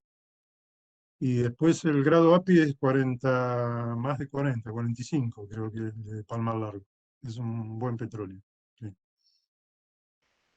Bien, Maximiliano Agüera pregunta, dice, excelentes presentaciones, consulta. ¿Hay estudios o modelados del SP asociados a madurez de la roca madre con la actividad hidrotermal de Palmar Largo que mencionan? Saludos. Eh, no, que yo sepa no. Hola Maxi, te saludo. Eh, la actividad hidrotermal por la que mencionó Iván, ahora lo dejo hablar a él, pero creo que es concomitante con el vulcanismo de Palmar, no es posterior. O sea que en ese momento todavía teníamos un Yacoraite recién depositado, ¿no? La madurez del Yacoraite aparece recién en el Oligoceno, cuando ya tiene toda la columna del subgrupo Santa Bárbara y parte del terciario. Eh, eh, pero bueno, creo que el hidrotermalismo, Iván, es sí, es póstumo, ¿no? coetáneo con el volcanismo, lo postdata en todos los casos, ¿no es cierto? Pero en algunos casos se ven estructuras todavía plásticas, ¿no es cierto?, que están alteradas. Entonces, a medida que se estaba enfriando, directamente se estaba autoalterando, ¿no es cierto?, con todo el mar de vapores que hay en el cierre Claro. de un sistema volcánico, ¿no? Y la mención que hiciste del cobre, me acuerdo que nuestro querido Eduardo Llambías Mm. siempre nos decía que nosotros teníamos un yacimiento ahí metalífero, ¿no? De cobre. Sí. El problema es que está a 4.000 metros. Pero sí, es cierto. Hay una mineralización de cobre que, bueno, habrá que esperar que emerja o se acerque a Re- superficie. Recuerdo una corona, viste, cuando uno ve por ahí testigos así, ¿no es cierto?, con impregnaciones de hidrocarburos, que decía, "Oh, qué bueno, qué bien que se ve". Bueno, este tenía impregnaciones de sulfuros directamente. O sea, Ah, ah. eh, un cuarto de la roca eran sulfuros, ¿viste? O sea, Bien, acá Karina Mikietiuk te pregunta, Iván, ¿por qué al generarse las peperitas no hay explosión al contacto de la lava con el sedimento húmedo? buenísima pregunta. Que haya explosión o no, depende de la presión de confinamiento. Eh, Vos sabés que antes veíamos, Karina, antes veíamos las peperitas, ¿no es cierto?, como siempre indicativas de interacción agua-magma, hasta que aparecieron unos argelinos hace poco y han empezado a publicar sobre interacción entre magma y dunas, ¿sí? Campos de dunas donde no hay una gota de agua y también se forman peperitas. O sea que nos falta bastante entender el fenómeno. Pero en general con las presiones litostáticas de aquí, por ejemplo, las que intuimos que había, 120 metros de roca volcánica por encima, ejercen una tremenda presión, ¿no es cierto? E inhiben la explosión, ¿sí? Entonces el resultado es la craquelación, la fragmentación de la roca. Pero sí, hay ejemplos en que se pone muy explosivo y fragmenta la roca tipo arena. O sea, yo voy a tener una peperita, es muy común en las diatremas de kimberlitas en Sudáfrica o en las diatremas de las rocas alcalinas en Brasil. Toda la diatrema, ¿no es cierto?, que es como un mar, está relleno de una peperita fragmentada, ¿sí? En realidad vos ves un granito y es sedimento, ves otro granito y es magma, y así todo, ¿no es cierto? Entonces, que se inhiba la explosión es por la presión, ¿sí? Por la presión de confinamiento. Bien. Bueno, hay muchos saludos y muchas cosas que después las leerán. Pablo Joanis, hola, la alteración hidrotermal que se ha reconocido vinculada con la presencia de cobre genera venas, venillas, cementación o alteración que afecta a la alta porosidad.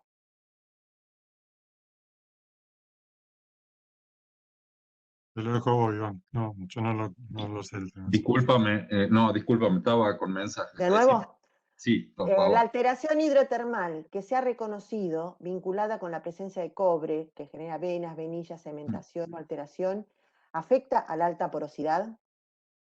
Sí, en algunos casos, sobre todo cuando están en diques hidrotermales, ¿sí? Cuando algunos pozos, por ejemplo, perforaron conductos que habían sido volcánicos y que estaban rellenos de materiales coriáceos, luego pasaron a ser conductos hidrotermales y quedaron sellados prácticamente, ¿no es cierto?, por toda una masa fundamentalmente óxido de hierro, ¿no? Óxido de hierro y algunos carbonatos, pero o a veces las silicificaciones como venideo cerraban las microfracturaciones, pero sí, cuando el hidrotermalismo es en el conducto, cuando uno mira, ¿no es cierto?, el hidrotermalismo dentro del dique hidrotermal, ahí está casi todo sellado, ¿no es cierto?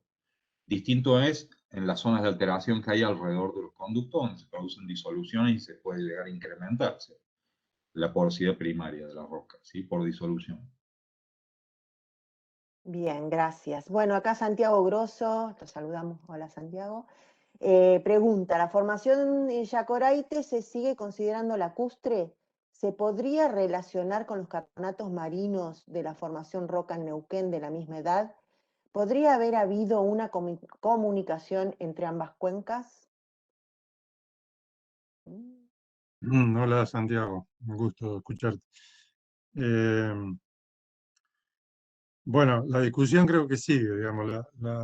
La presencia de Yacoraite y todo el depósito tiene que ver con la ingresión esa maastrichtiana, ¿no? Equivalente al Grupo Malargüe y lo que sucedió en ese momento en la parte sur de Sudamérica. Conexión entre las cuencas no creo. Sí, quizás más hacia el este, pero no con Neuquén en este caso.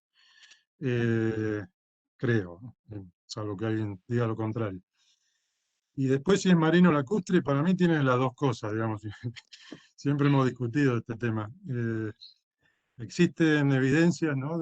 Si bien no hay fósiles determinantes, hay evidencias de estructuras sedimentarias marinas. Pero también todo lo que tiene que ver con la roca madre y la geoquímica, y las características del resto de los depósitos, la secuencia, eh, tiene que ver con algo por ahí, no sé si lacustre puro, pero algo restringido, ¿no? Eh, Quizás conectado en algún punto con inundaciones y regresiones, pero en muchos momentos aislado. Entonces puede ser que sea una cosa y la otra. Y encontrar una evidencia marina no significa que todo sea marino, o encontrar una evidencia lacustre no significa que todo sea lacustre. Pero creo que es una discusión para los sedimentólogos. Tendríamos que sumar Iván a Cecilia, pero no es el objetivo de esta charla. Ya, faltó invitarle. Sí. Gracias, Gustavo. Andrés Boll pregunta, primero dice, excelente síntesis, Gustavo a Iván. ¿Las fallas reactivadas del RIF durante el Cretácico-Cenozoico no podrían ser también vías de migración? ¿Los blancos podría ser un ejemplo de migración a través de fracturas desarrolladas en rocas paleozoicas? Hola Andrés, un gusto que esté presente. Em, las inversiones del RIS, bueno, se ven, si bien se ven en la zona de Subcuenca, Lomas de Olmedo, se ven que sucedieron durante el Cenozoico, ¿no? Caso Chirete, que no son de tanto relieve, pero sí hay evidencias de inversión suave y quizás algo de rumbo, bueno, de acuerdo a los trabajos de Hugo Bianucci, se postulaba eso y se ve en la sísmica. El tema y sí, por supuesto, la inversión más al oeste, ¿no? Ya acercándonos a Santa Bárbara y a Caimancito, no hay duda. El sistema de Santa Bárbara es una inversión muy grande, que saca hasta el Paleozoico. Ahora, en cuanto a la migración, quizás por ahí, no sé, vos estudiaste mucho mejor la parte de Martínez del Tineo, Vinalar, podría tener que ver con la migración. En el caso de los blancos, nosotros creemos, bueno, lo que he charlado con Maximiliano de Pampa, que han seguido el caso de los blancos, ¿no? Aparentemente tiene que ver con un paleorrelieve antiguo, ¿no? Que fue colmatado y el hidrocarburo tiene la posibilidad de alcanzar desde la cocina hasta la trampa, tiene la posibilidad de migrar, habiendo entrado en cocina, digamos, en tiempos, suponete, oligoceno en el centro de Cuenca, esa migración tiene posibilidad de alcanzar los bordes por debajo de Yacoraite, ¿no? Digamos, en una zona que prácticamente es continua, por lo menos como lo que se ve en Sísmica, a través del lecho o facies ya de basamento permeable, que pueden ser volcánicos, pueden ser regolitos. No sé si ahí puede tener tanto impacto el tema del fallamiento, ¿no? Eh, o sea, el fallamiento tiene que afectar Yacoraite para que sea una vía de migración desde la roca madre Yacoraite a reservorios laterales o verticales. En el caso de los blancos o palmar, el fallamiento está, pero a niveles de Perú. Y ya cuando llegamos al Yaco, es como que ya era una tabla, y si hubo migración, creo que fue a través de Carrier por debajo de Yacoraite. Eh, Pero bueno, es para discutirlo. Te doy mi opinión. Bueno, seguimos. Adrián Medialdea pregunta cómo se estimulaban las rocas carbonáticas y las rocas volcánicas para su puesta en producción. No había estimulaciones. Palmar Largo es un yacimiento, bueno, con todo lo que explicó Iván, con porosidad volcánica asociada, no había. Por supuesto, sí había que repararlo, porque los pozos, al ser una zona con aguas tan de alta salinidad y carbonatadas, se iban cerrando, bueno, ayer me explicaban que había pozos que se iban formando anillos en el tubing, en el caño, y como anillos de un árbol, y se iban cerrando. Entonces, bueno, había que intervenirlos, limpiarlos, pero no, los pozos produjeron siempre por primaria. No había necesidad de estimulación de arranque, ¿no? El acuífero tiene un empuje impresionante, son pozos urgentes. Eh, Cuando se hizo la simulación, que la hizo Pluspetrol, ayer hablé con José Luques y él trabajó con Juan Cruels, el acuífero se considera infinito, digamos, es todo lo que rodea el subsuelo de Palmar, y tiene un empuje de agua que hace que el yacimiento produzca naturalmente, ¿no? Por su urgencia. Por supuesto, el corte fue aumentando porque bueno, se fue acuatizando y cada vez hay menos petróleo y el corte de agua es más alto. Y después los que tienen que ver con yacimientos fracturados, como Caimancito, también. Eh, no había que estimularlo, había que abrirlo nomás. Las fracturas están comunicadas, están conectadas, la caliza está rota. Eh, este, por lo menos en los principales yacimientos. Y creo que los blancos me parece que también.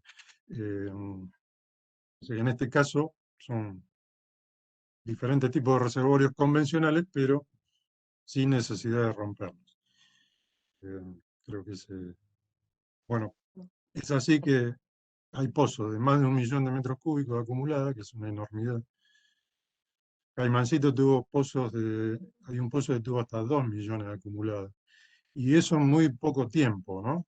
En muy poco tiempo de producción. No necesitas 25 años. Pocos años acumuló, o sea, unos verdaderos caños en el subsuelo. Gracias, Gustavo. Eduardo Chocán dice, considerando la falta de información sísmica 3D, ¿se interpreta un alto potencial petrolero en estos sitios? Sí, bueno, a ver si entiendo la pregunta. La- la- el mallado sísmico que con el tiempo fue muy intenso, ¿no? Se hacían cada vez mallados más pequeños y las estructuras eran más pequeñas. Esa gran cantidad de información permitió que la estructuración principal ya está documentada, desde el borde hacia el centro de Cuenca. Lo que yo me refiero con 3D es que encontrar los detalles para buscar entrampamiento sutil o que puede ser importante, que tenga que ver con fallamiento por yuxtaposición. Ocurre en algunos yacimientos del Chorro o Balbuena Este, que pequeñas fallas directas enfrentan el Yacoraite contra una roca impermeable y bueno, ahí se genera la trampa. Eh, la 3D ayudaría para eso y por ahí algunas otras cosas que no vemos con la 2D que tenemos, pero la estructuración mayor ya fue, no digo si está todo perforado, no sé, pero que ya está visualizada, sí. Bien.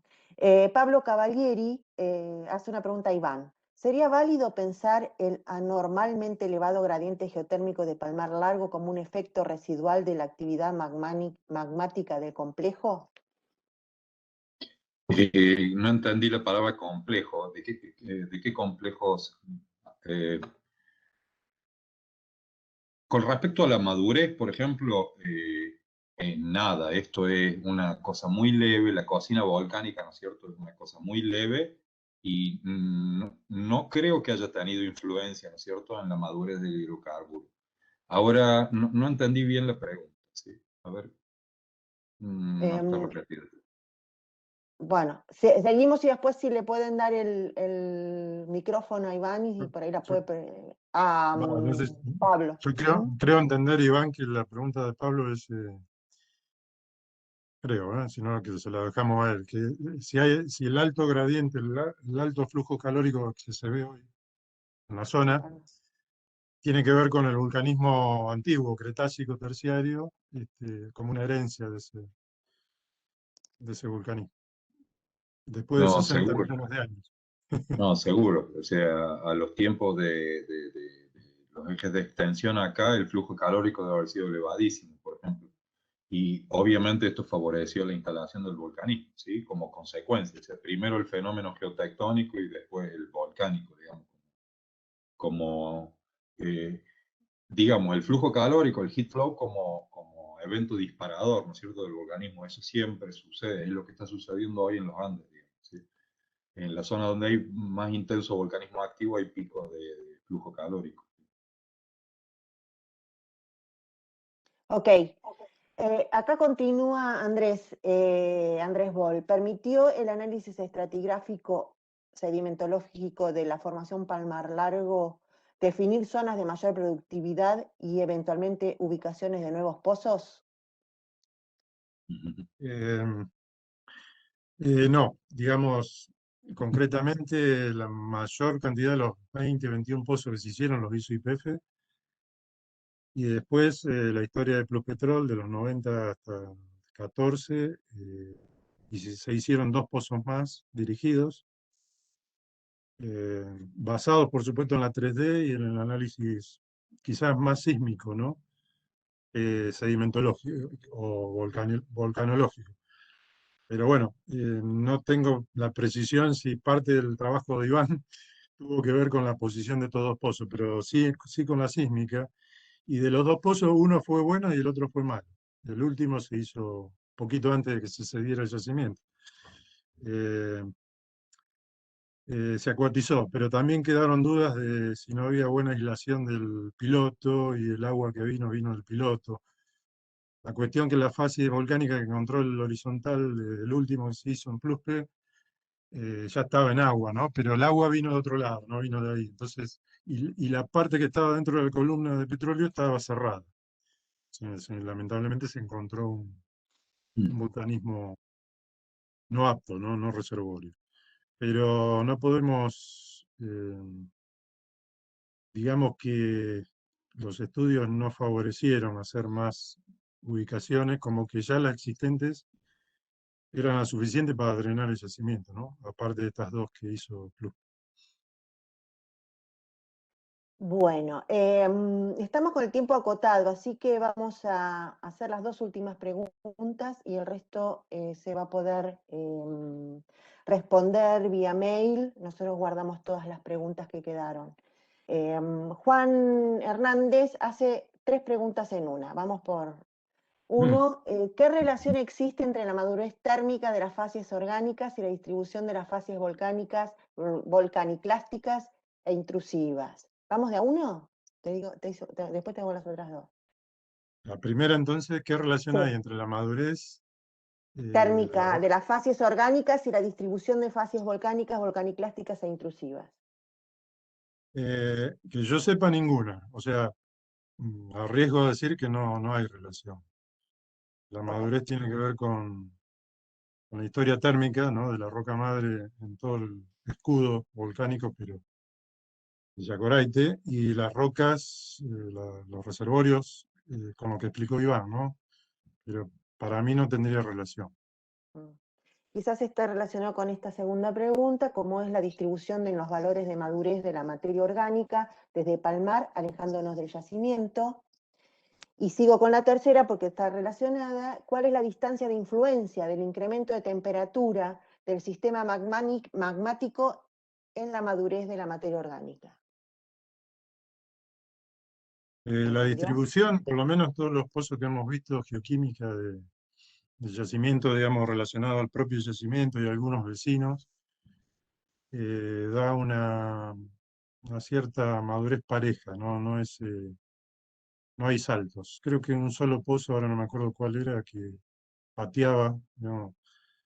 Cuando lo hicimos con Villar, pero en general está, como dije hoy, está en ventana tardía de generación de petróleo, todavía con una capacidad de transformación, digamos, no todo transformado, pero tiene todavía remanente en carbono orgánico total, pero no hay variaciones en el entorno del yacimiento.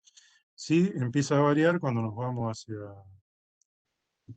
hacia adentro, pero ya es más teórico, porque ya no tenemos tantos pozos, ¿no? Metidos más en la subcuenca, digamos. Y hacia el borde, evidentemente, baja la madurez hasta que desaparece, digamos, directamente Yacoraite, ahí como sucede en los blancos. Pero en el entorno de Palmar no hay demasiado. Y después creo que la tercera está un poco relacionada a lo que hablamos hoy, ¿no? Lo que preguntó Pablo Cavalieri, me parece. Entre el flujo térmico actual, que es alto, que tiene que ver creo entender la pregunta de esa manera, con la madurez de la roca madre. Bueno, evidentemente ese flujo sí tiene que ver con la madurez de la roca madre.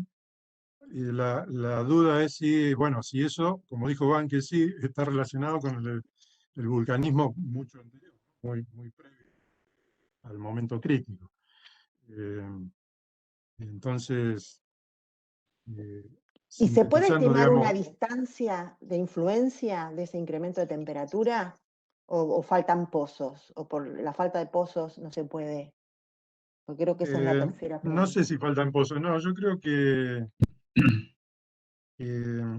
no lo recuerdo ahora, pero cuando yo digo no varía, va en el entorno del yacimiento. Tendría que repasar, recordar, no lo recuerdo. Cuando uno se aleja, ¿no? Hacia la Tigra, hacia el norte, hacia el sur, eh, cómo es la variación de madurez de eso, que se alejan del volcán, o por lo menos del escudo.